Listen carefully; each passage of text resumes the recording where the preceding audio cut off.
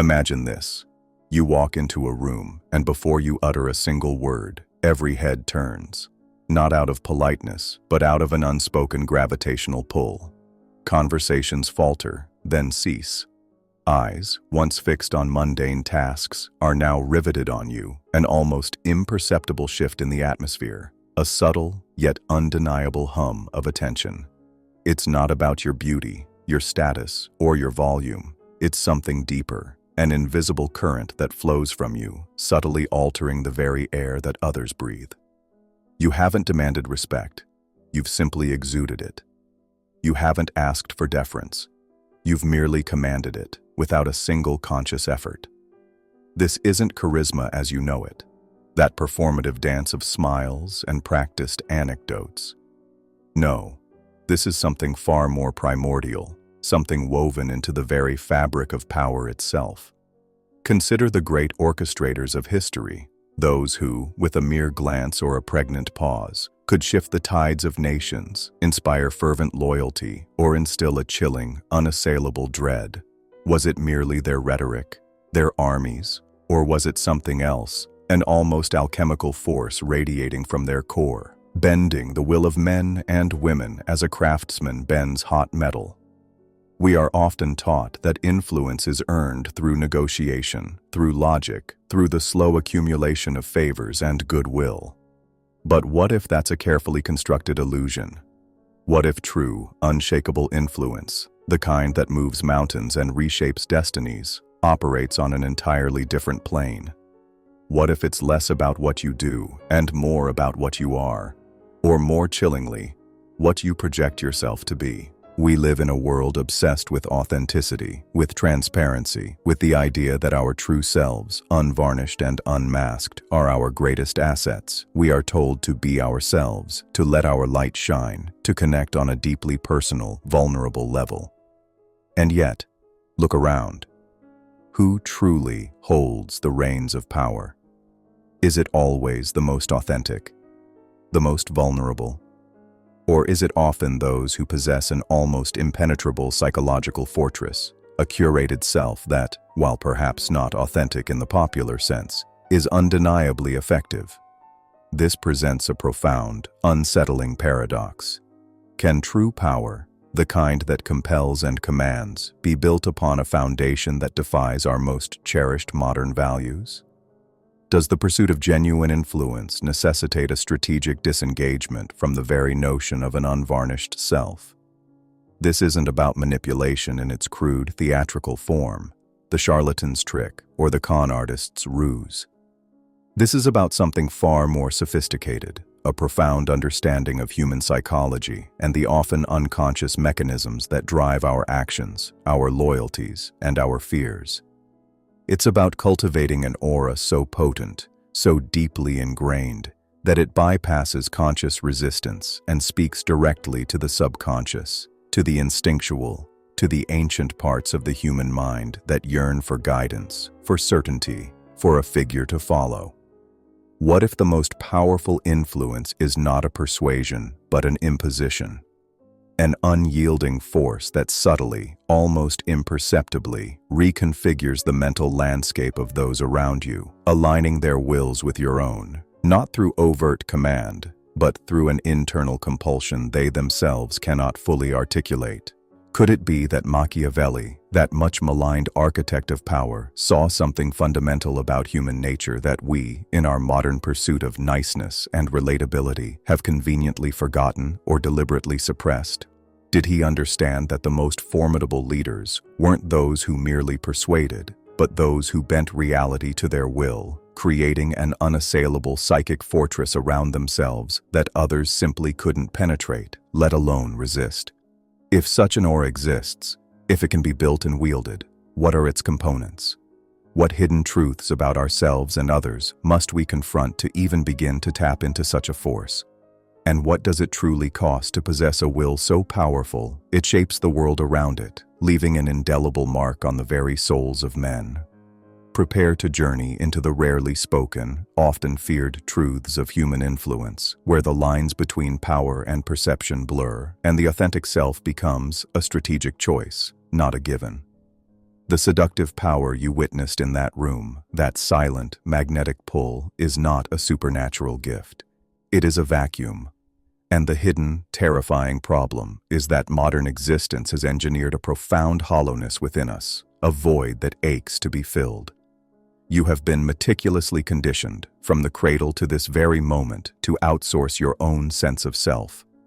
This is the great, unspoken ailment of our age, the collapse of the interior world. Your identity, you've been led to believe, is a collage assembled from external pieces. Your job title, your social media profile, the brands you consume, the opinions of your peers, the validation you receive in the form of likes and shares. You have been taught to build your house on the shifting sands of public perception, and so you are, by design, fundamentally unstable. This psychological architecture is not an accident. It is the result of a deep-seated philosophical shift. The philosopher Friedrich Nietzsche warned of this with thundering clarity. He saw the rise of what he termed slave morality, a value system that champions the virtues of the herd: pity, humility, agreeableness, and conformity. It is a morality that instinctively fears and seeks to neutralize the powerful, the self-directed, the individual who dares to define his own values. The master, in Nietzsche's view, creates his own good and evil from a position of strength and self-affirmation. The slave, conversely, begins with a resentful no to everything outside and different from himself, defining evil as that which the powerful man is, and good as that which pacifies him, in essence, themselves. You have been raised in the shadow of this morality. Your ambition has been rebranded as greed, your self-certainty as arrogance, your desire for influence as a toxic lust for control. Your innate will to power, the fundamental driving force of all life to expand, to overcome, to grow, and to dominate its environment, has been systematically pathologized. You have been taught to fear the very engine of your own potential. This societal conditioning is mirrored by a deep psychological fracturing. The psychologist Carl Jung identified the crucial archetypes of the persona and the shadow. Your persona is the mask you present to the world, the polite, socially acceptable, curated version of you. It is your resume, your pleasantries, your carefully managed public image. Your shadow, however, contains everything you have repressed and disowned about yourself in order to maintain that persona. It is the repository of your raw ambition, your unfiltered desires, your aggression, your capacity for ruthlessness, all the primal, instinctual energies that society has deemed unacceptable. The modern mandate to be nice and authentic is often a command to live entirely within the persona and to pretend the shadow does not exist. But energy cannot be destroyed, only redirected. By denying your shadow, you do not eliminate it. You render it unconscious, where it festers, projecting itself onto others or erupting in moments of self-sabotage. The individual with a powerful aura, however, is not one who is without a shadow. They are one who has dared to turn around, to face that darkness within, and to integrate it. They have harnessed its raw, primal energy, transforming it from a source of shame into a wellspring of depth, resolve, and unshakable self-possession. They are psychologically whole, and in a world of fractured selves, wholeness is gravity. This internal schism is an abdication of the most fundamental human responsibility, what the existentialist Jean-Paul Sartre called our radical freedom. Sartre's famous declaration, "Existence precedes essence," means that you are not born with a predefined nature or purpose. You are thrown into the world a blank slate, and you become who you are through the sum of your choices. This is a terrifying degree of freedom, and most people flee from it in what Sartre called bad faith. They pretend they are a fixed object. I am a banker. I am a mother. I am just not a confident person. Allowing these labels to define them, thus absolving them of the crushing weight of creating their own essence. They choose the comfort of a pre-written script over the terrifying void of a blank page. To build an aura of power is the ultimate act of good faith. It is the conscious, deliberate, and often painful process of choosing your own essence, of authoring your own values, of becoming the sole legislator of your own internal kingdom. This escape into bad faith is not only tolerated, but actively encouraged by the very structure of our society. Aldous Huxley envisioned it perfectly in Brave New World, a populace controlled not by force, but by an endless supply of pleasure, distraction, and superficial contentment. Our modern world provides its own version of Soma, the infinite scroll, the 24-hour news cycle, the vapid celebrity culture, the constant dopamine drip of notifications. These are not merely distractions. They are instruments of psychological pacification. They keep you perpetually looking outward, ensuring you never have the silence, the solitude, or the mental fortitude to undertake the arduous inner work of self-creation. They keep you hollow, anxious, and eternally hungry for the next external stimulus. And, in this state of cultivated emptiness, you become exquisitely, perfectly susceptible. When a person of genuine internal substance, a person who has integrated their shadow, embraced their will to power, and authored their own essence, walks into the room, your empty spaces instinctively resonate. You don't just see them, you feel them, as a deep, unconscious recognition of the wholeness you lack and secretly crave. Their presence is a silent indictment of your own outsourced identity, and the chasm this creates has consequences far more pervasive and insidious than you can yet imagine. This internal void, this outsourced self, is not a passive state of being. It is a gaping wound in your psyche, and its consequences bleed into every corner of your reality, shaping your decisions, your emotions, and your destiny in ways you have never been taught to see. You believe you are free, but you are living within an invisible prison, its bars forged from the very psychological mechanisms you mistake for your own personality. The consequences are not abstract. They are the fabric of your daily experience. You feel it in your chronic indecisiveness, a paralysis that grips you when faced with any choice that isn't dictated by a clear social script.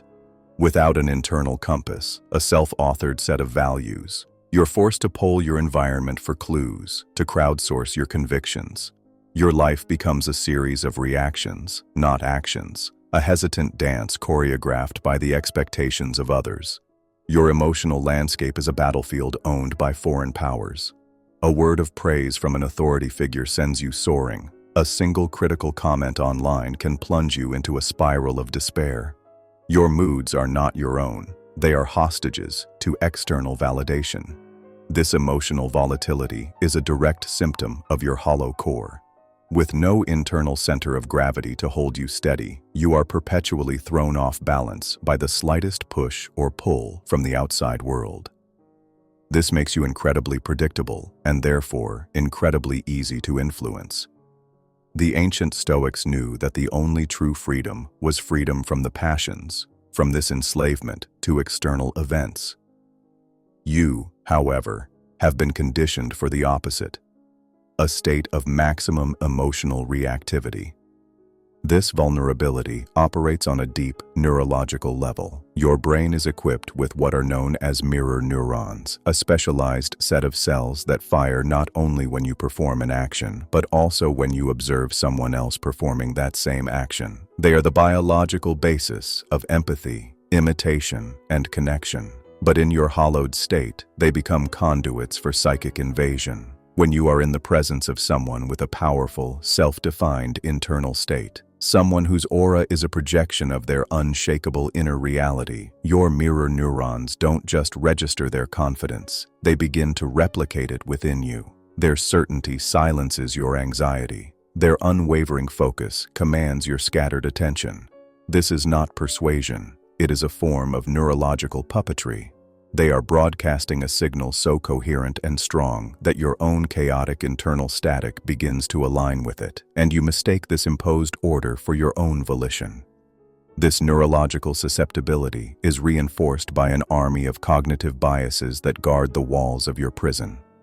The bandwagon effect and the principle of social proof ensure you constantly look to the herd for safety, equating popularity with correctness.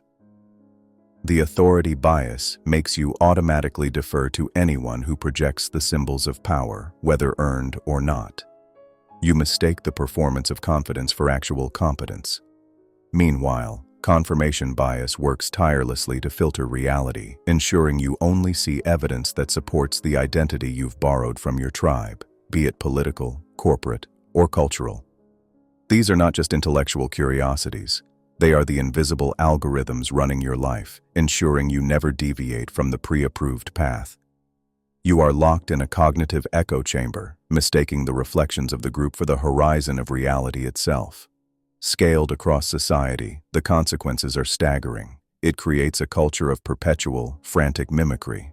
Trends flash across the collective consciousness with viral speed, not because they have intrinsic merit, but because a hollow populace is desperate for the next script, the next identity to try on. We become a society that worships the spectacle over substance, the influencer over the inventor, the charismatic demagogue over the thoughtful leader. We are drawn to the most powerful projections of reality because we have ceased to generate our own. The world becomes a marketplace of identities, and the most dominant brands, political movements, and personalities are those who offer the most compelling, all-encompassing narrative to fill the void within the consumer. They don't sell you a product, they sell you a piece of a self. This is the ultimate unseen consequence. Your life is not your own. You are a vessel, a beautifully crafted container waiting to be filled by the will of another. Your thoughts are echoes, your desires are implants, your beliefs are borrowed costumes. And the most terrifying part is that you have been so thoroughly conditioned that you fiercely defend the walls of your own cage, believing it to be the entire universe. You are a ghost in your own machine. This realization is not meant to break you. It is meant to awaken you. For only when you truly feel the cold, unyielding reality of the bars against your skin can you begin to summon the rage, the clarity, and the will required to smash them apart. You must first see the prison to even conceive of the rebellion. So you stand in the ruins of your borrowed self, the chilling awareness of your own hollowness, a newfound companion. You feel the bars of the cage. You see the strings of the puppet. The immediate temptation is despair, a resignation to the bleak machinery of your conditioning. But this moment of painful clarity is not an end. It is a beginning. It is the sacred, fertile ground upon which all true rebellion is born. The rebellion I speak of is not fought in the streets with banners and slogans. It is fought in the silent, terrifying theater of your own consciousness. Your first revolutionary act is this. You must declare war on your own neediness. The entire architecture of your prison is built upon a single foundation, your desperate craving for external validation. The rebellion begins not by adding something new, but by taking something away. You must perform a radical act of psychic surgery and sever the cords of approval that tether your emotional state to the opinions of others. This is the first counterintuitive law of power. True strength is not measured by the admiration you command, but by the indifference you can cultivate towards both praise and condemnation. Stop seeking to be loved. It makes you a hostage. As Machiavelli understood with chilling precision, love is a bond of obligation, which, because men are fickle, is broken at every opportunity for their own advantage. But fear is held by a dread of punishment which never fails. While inducing fear may be a tool for a prince, the underlying principle for you is one of self-possession. Your internal state must be your own, a fortress unbreached by the ever-shifting judgments of the world. Practice this indifference in small ways. Post an opinion without checking for likes. Make a decision without polling your friends. Let the praise of others wash over you without attachment, and let their criticism sting for only a moment before you discard it as irrelevant data. You are not building a wall of bitter cynicism, but a foundation of serene self-reliance. With this foundation laid, you must undertake the most courageous journey, a deliberate descent into your own shadow. You have spent your life running from the parts of yourself you deem unacceptable, your ambition, your rage, your envy, your capacity for cruelty. You have tried to starve these beasts, hoping they would die in the dark. But they have only grown stronger in their starvation, feeding on your unconscious mind. The rebellion demands you turn and face them. You must walk into the cellar of your psyche, light a torch, and look your own monsters in the eye. This is not an exercise in self-flagellation. It is an act of reclamation. You must understand that these shadow energies are not inherently evil. They are simply power, raw and untamed. Your ambition is the engine of creation. Your anger is the fuel of change. Your envy reveals what you truly desire. To integrate your shadow is to stop judging these energies and start directing them. It means admitting, yes, a part of me wants power, and then consciously choosing how to pursue it. It means acknowledging, yes, a part of me is capable of ruthlessness, and then using that inner steel to cut through obstacles, not to harm others wantonly. This integration is what creates psychological gravity. While others are two-dimensional personas, you become a three-dimensional being, whole and formidable, radiating an authenticity that is not socially convenient, but existentially true. Once you have begun to reclaim your disowned energies, you must become your own lawgiver. This is the great promise of Nietzsche's Übermensch, the individual who moves beyond the pre-packaged moralities of the herd and forges their own table of values. This requires a radical act of creative destruction. You must take the beliefs you have inherited from your parents, your culture, your religion, and place them on the anvil of your own critical mind. You must strike them with the hammer of one relentless question. Does this serve my growth, my strength, my chosen purpose? Many will shatter. In their place, you must create your own commandments, promises you make to yourself. I will value courage over comfort. I will prize truth over social harmony. I will finish what I start. Each time you define a value and live by it, especially when it is difficult, you forge your own soul. Your will, once a flimsy reed bending to every breeze, begins to harden into tempered steel. This is the birth of an internal compass, an unshakable inner direction that renders the opinions of the world secondary. These acts of rebellion, the cultivation of indifference, the integration of the shadow, and the creation of your own law are all forged in the same crucible, productive solitude. Society has taught you to fear being alone, to see it as a sign of failure or loneliness. This is a lie designed to keep you tethered to the collective. You must reclaim solitude as your strategic advantage. It is your laboratory, your temple, your war room. In the deliberate silence, when the noise of the world fades, you can finally hear yourself. You can untangle your thoughts from the thoughts of others. You can confront your shadow without an audience. You can do the hard, sacred work of building your inner world. This is not the empty loneliness of the disconnected.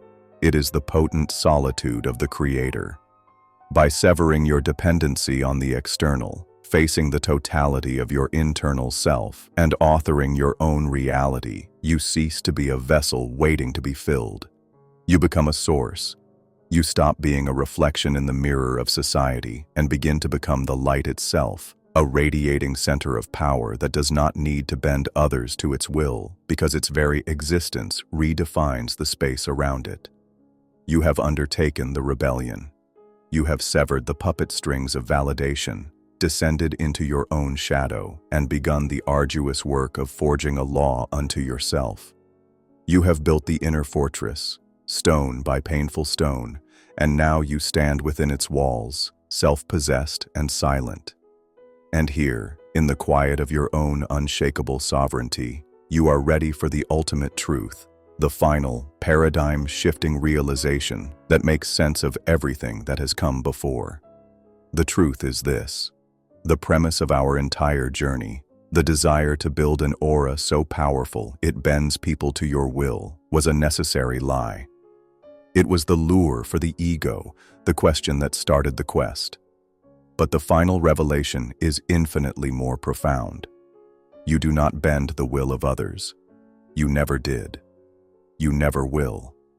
Instead, you create a reality so coherent, so internally consistent, and so gravitational that others, of their own accord, choose to abandon their own chaotic reality and enter yours. This is the grand cosmic joke, the secret hidden in plain sight. You have been operating under the assumption that reality is a fixed, objective stage on which you must compete for influence. This is false. Reality, as experienced by human beings, is a fluid, psychic medium, a chaotic ocean of competing narratives, perceptions, and wills.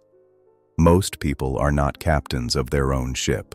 They are debris, tossed about by the currents of culture, media, and the stronger wills of those around them. They have no internal narrative, no self-authored map. They are adrift.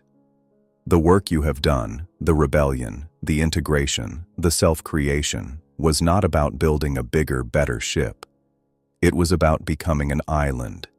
It was about forging a solid landmass of purpose and principle in the middle of the chaotic ocean. Power is not the act of forcing another's will. That is the brute's way, the tyrant's fragile game. True, unassailable power is the act of defining reality. The person with the most deeply held, internally consistent, and self-possessed frame of reality will inevitably govern the interaction. When someone enters your presence, they are subconsciously asking a single question: whose reality is stronger? If your reality is built on the shifting sands of their approval, your frame instantly collapses. You are sucked into their world, their anxieties, their desires. But if you have built your reality on the bedrock of your own law, your own integrated shadow, your own serene indifference, your frame holds. It doesn't just hold, it emits a resonant frequency, a signal of order in the chaos.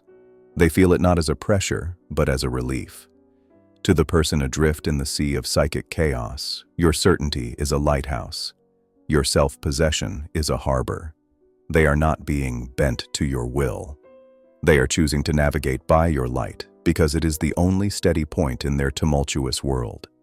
Their alignment with your purpose feels to them like their own idea, a moment of sudden clarity and inspiration. They are escaping the anxiety of their own freedom by entering the ordered world you have created within yourself. You do not persuade them with arguments. Your very being is the argument. This is why all the conventional tactics of influence, the charming persuasion, the clever manipulation, the desperate networking, are ultimately so weak. They are the actions of someone who is still seeking to operate within and gain advantage from another's reality. They are admissions of a weaker frame. The ultimate truth is the great paradox of power. The moment you cease to need anything from anyone, you become astonishingly influential. The desperate desire to control others is the very thing that makes you controllable. The power you thought was a prize to be won out there was only ever a shadow cast by the light you had yet to kindle in here. So what do you do with this realization? You are now standing at a precipice. You have learned the mechanics of becoming an architect of reality. You can use it to build a petty kingdom of ego, attracting followers who feed your vanity. Or you can understand the immense responsibility that comes with this power. You can become a source of order, a center of gravity for your family, your community, your field, a force that elevates and organizes the chaos around it, not for your own sake, but because creating order from chaos is the noblest expression of a fully realized will. Look around you now. See the world not as a solid place, but as a symphony of competing wills. Listen to the discordant notes of insecurity, of neediness, of hollow posturing. And then, in the quiet of your own being, begin to play your own music. Do not play it loudly to drown others out. Simply play it with such perfect internal coherence that those with ears to hear will slowly, instinctively, begin to tune their own instruments to your key. This is the final secret. You are not here to bend the world to your will. You are here to become a world unto yourself. And in doing so, You offer a gift far greater than obedience. You offer a glimpse of what it means to be free.